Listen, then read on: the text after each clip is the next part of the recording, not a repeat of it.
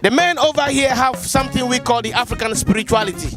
And I like to dwell on that because when you come to Ghana, 25 million to 27 million people, most people are Christianized today. People have been allowed themselves to be brainwashed, believing that everything black, everything Africa is evil. No, I don't want to be a Christian, and I know why I am not a Christian. I see Christianity as a kind of spiritual enslavement. That Jesus Christ was born through spirit. How can? There is no spirituality, but rather exploitation. Yeah. People have become lazy and spend all the time in church, and their lives does not improve a bit.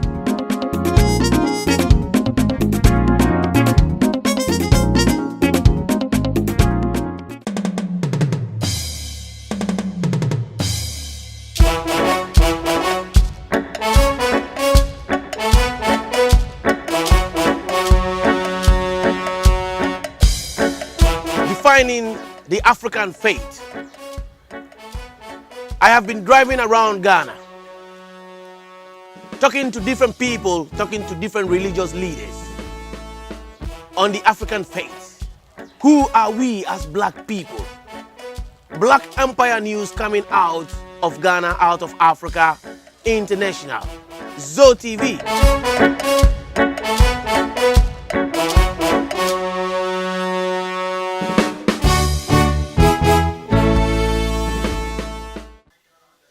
We're trying to define the faith of black people around the world. So this is Black Empire News.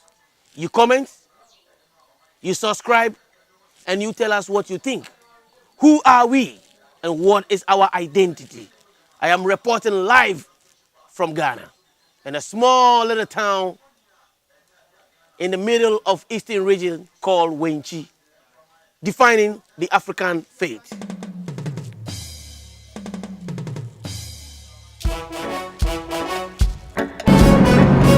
Defining the African faith.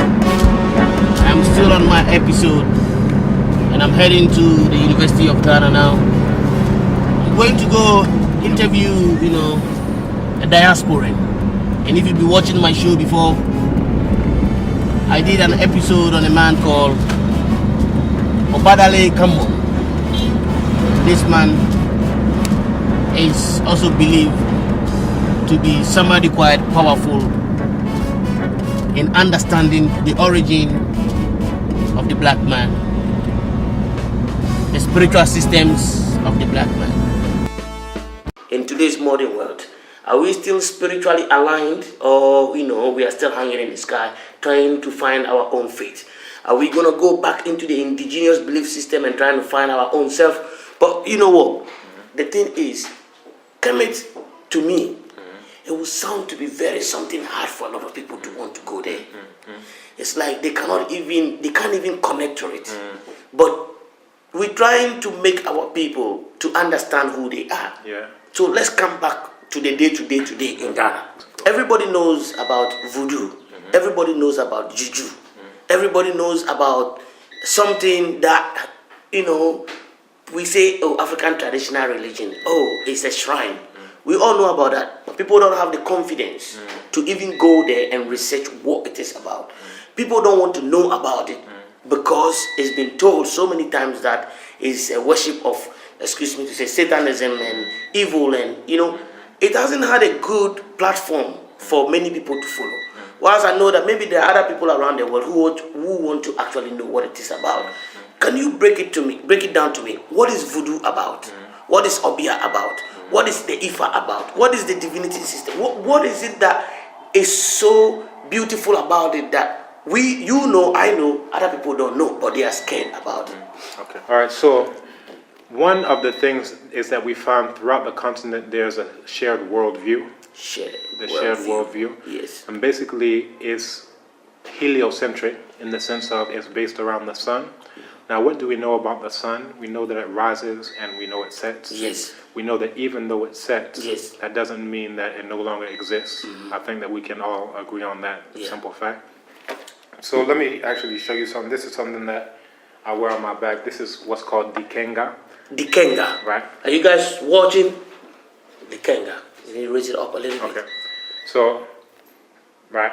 So this is Dikenga, and what this is, it basically shows what I'm talking about. So you see this circle here. Yes. You see this cross in the middle. Yeah. So those of you who have ever seen a cross, you may not know the significance of the cross, but this is showing you sunrise. Okay. Right. Yeah. So when the sun rises, it gets to its highest point. The sunrise is called, and this is the Kikongo language. They call it Kala. So what language is it? Kikongo, the language of the Congo. Of the Congo. Right. Okay. One of the languages. So this is the sunrise.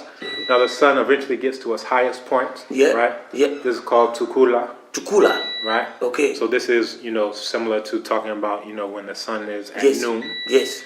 Now, eventually the sun comes down and it sets, right? Yeah. But just as we all agreed on that when the sun sets, it doesn't stop existing. Yeah. So here we have, it comes down here to midnight, and then eventually it rises again.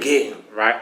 Yeah. So this is part of why when throughout the continent, there's the idea that even though the sun sets, it doesn't stop existing. Okay. Similarly, when a person passes on, this is analogous to when a person passes on, All right. that they don't stop existing. Okay. So you have proverbs such as Onipawa neketramambro. And Onipewa ni ketremampro. Right? Yes. So I hope we get that. That means when a person dies, their tongue doesn't rot. Yeah.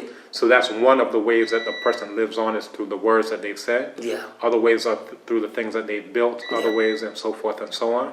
So it's a similar thing. So when we want to understand things such as libation, Yes. there's an understanding that this side is metaphorically like the ancestral realm. This is, associated with night. Okay. This side is like, so they call this kumpemba. Okay. It literally Kumpemba. means towards the white clay. Okay. So for those of you who know Ishre. Yes. Shile. Right. Ayilo. Right. Yeah. In Yoruba they call it Efon. Afon. In Kikongo they call it Mpemba. Okay. So the idea is that this ancestral realm is called Kumpemba. Kumpemba. And the idea is that you bury them there, and one of the things that they send to you is this white clay, Yeah. and it has healing properties. Yes. So even animals in the rainforest, they can eat berries and things that are otherwise poisonous, but then they go to the riverside, they take this in, and they're able to, it absorbs. Yeah. So even Western medicine, they have things called kaopectate. Yeah. And that's kaolin powder. This is the same thing that we're talking about. So Alright. it has these properties. Okay. So this is associated with that white clay. So Okay. it's this grayish. And then here, this is associated with the black. Okay. So they call it activated charcoal. I'm not like, I just wanted to understand something small before I come back to the original question. So the clay, that we call it Ayilo, Ayilo. is quite very important, right? Very much so. Very much so. So also, so we're talking about what it's used for. Yeah. If you have, anything like skin rashes, if you have, a cut, you put the shirei on it or cake up, and it'll eventually become something like having a scab. Okay. And then when it peels off, Alright. So it has all of these healing properties. It can be taken internally. So if you go throughout the continent, you'll see people in rituals, they're putting this white clay on. Yes. If they have- Yeah. So even my son, he was born right here in this room, and I was the one who served as the mid-husband, Yeah. let's say midwife, to my wife. So he had an issue where, the umbilical cord, it wouldn't dry up. So we put the sharia on. It dried up. It healed.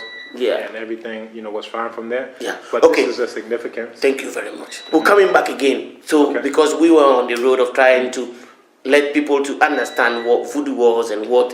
So this is what I'm yeah. coming to. So this is part of the understanding of the worldview, the shared worldview from Kemet all the way here to Ghana, all the way across the entire continent. Okay. So you'll see, if you don't understand that there's a shared worldview, you'll just see it as disconnected rituals. Okay. Or they're pouring libation with pito, or what they're doing with palm wine, or they're doing it with corn flour and water. And it just looks like a whole hodgepodge, but why are we pouring libation? Why are we pouring Why are we doing all these rituals? Yes. That this is the foundation of why we do all of these different things. Okay. So this understanding is actually the same thing that you find in Kemet, right? So in Kemet you had Kepra, you had Ra, you had Atum, Okay. you had Osar, Yes. the Lord of the underworld. Okay, you can It's just explain that a little bit because some people use Ra, they use Osiris, and the platform I have for a lot of people are people who are like normal day-to-day man on the street. They don't really understand certain jargons. Yeah. So I would like you to just Break say, it down. Ra is the Osiris is blah blah blah, Right. and then they can go find out themselves. Right. Yeah. So this is essentially what we've been talking about, that you have the sun at different stages, right? Just like a human being has different stages. So if you ever wondered, okay, well, why do they have initiation ceremonies, like the Krobo or whoever? That is basically the same type of thing. So after you're born, here, you have, let's say, 8 days, depending on the people. It could be 7 days, 9 days amongst some people. But basically, this is your first initiation into this world. Anytime you transition from one stage to another, you go through this initiation. So that's basically your initiation here. Now the sun, and that's the sun when it's just risen. Okay. It's not very strong, like a child almost. It comes here to this point in the middle. This is like when you become an adolescent, where for a girl, you've had your menses, or you're finally becoming a man. So you would have your initiation here, right? You come here. This is when you're at your strongest. Eldership, finally death, and then you come back. You come back again. So this same process repeated down here. Brings to the reincarnation again. Exactly. All right. So this is why when you look throughout the continent, there's a concept of reincarnation. It's based on the human being seen as being like a living sun. Now, you can find this even in idioms. So anytime we're talking about these things, it's good to look at the proverbs of the language, the idioms of the language. So if you say something like, "Wanya nebiyewo," it's saying that the person, or "wewu ewiakete," it means that the person died here. So they haven't finished this whole cycle, that they've passed on here in the sunlight. They say the same thing in Yoruba, right? So here they will say "aro ojo." So "aro," that's morning, ojo, that is of the day. So that is a metaphor for saying childhood, the morning of the day. So again, it's taking this analogy that what happens to the sun is analogous to what happens to a human being. So once the sun sets, here you have this whole realm that's basically a repetition of what happened here. So just like how you had your initiations here, you have your initiations there. So this is why you'll see the 1 month ceremony, the 1 year ceremony after a person passes. That you're recognizing that the person is going through these same stages on that side. You have these things like abiku, which is a child who is born and dies, born and dies. You have this concept. Abiku. Right. In Yoruba, it's abiku. So B is to give birth. Ku is to die. So abiku is someone who is born and dies. Then it's seen that it's the same person who will come again. They're born and they die young. They're born. So sometimes they'll put a mark on the face or on the body. Where they call it donko. Exactly. Right. So you'll name them, and it's more than just donko. You can name them any type of name that will make their playmates here decide to leave them alone. So you can call them donko. You can call them sumina. You can call them anything that's. And the idea is just like if you have, let's say, your wife, excuse me to say, or someone just close to you, and they're about to pass away, you would do whatever you could to save them, whether CPR or whatever. So let's say the person is going into a coma, but you've revived them. On that side, they would see it like abiku. In the ancestral realm, they would see it like abiku. Like, oh, we were about to give birth to our child in the ancestral realm, but you keep pulling them back. It's seen the same way here, that here they're trying to get born into this realm, but they're seeing it like our relative is going to pass into the other realm. They're going to transition. They're trying to save them, and pull them back in this realm. So when you see all throughout the continent, there are these similar concepts of reincarnation. So you would name the child something like Abebiu, or like in Yoruba, Yejide, or Babatunde. All of these things are names that let you know this is someone who's reincarnating. But again, it comes from the same worldview. So sometimes they talk about heliocentric models as coming from Europeans, that when we're talking about heliocentric, it means sun-centered. Sun-centered, That the human being is at the center of this, but the human being is seen as a metaphor for the sun. You understand? All right. So what I'm trying to do is give you a basis, a foundation to understand. We'll come back to more deeper stuff, but give me the basis then. And I'm loving it. ZOH TV out of Ghana, out of Africa, it's international, you know what I mean. Hey everybody, keep watching ZOH TV. It's international, it's #1. Viewers, we are back. We're back. So, as I was saying, that when you understand that the human being is seen as a living sun, so this is exactly what they say in Kikongo language, again, looking to the Congo, but you find it again in the proverbs and the idioms all throughout the continent. So, if you see it like the sunset is like a person's death. Okay. The midnight is like when they're at basically their height in that realm. Yeah. But then they come back around and then they're reborn into this realm. All right. So this concept of reincarnation is coming from this whole concept that the human being is like a sun. Even though the sun sets, it doesn't stop existing. Yeah. This is why throughout the continent you find people pouring libation. Yeah. Right? Yeah. So this is coming here to what these lines here are. Okay.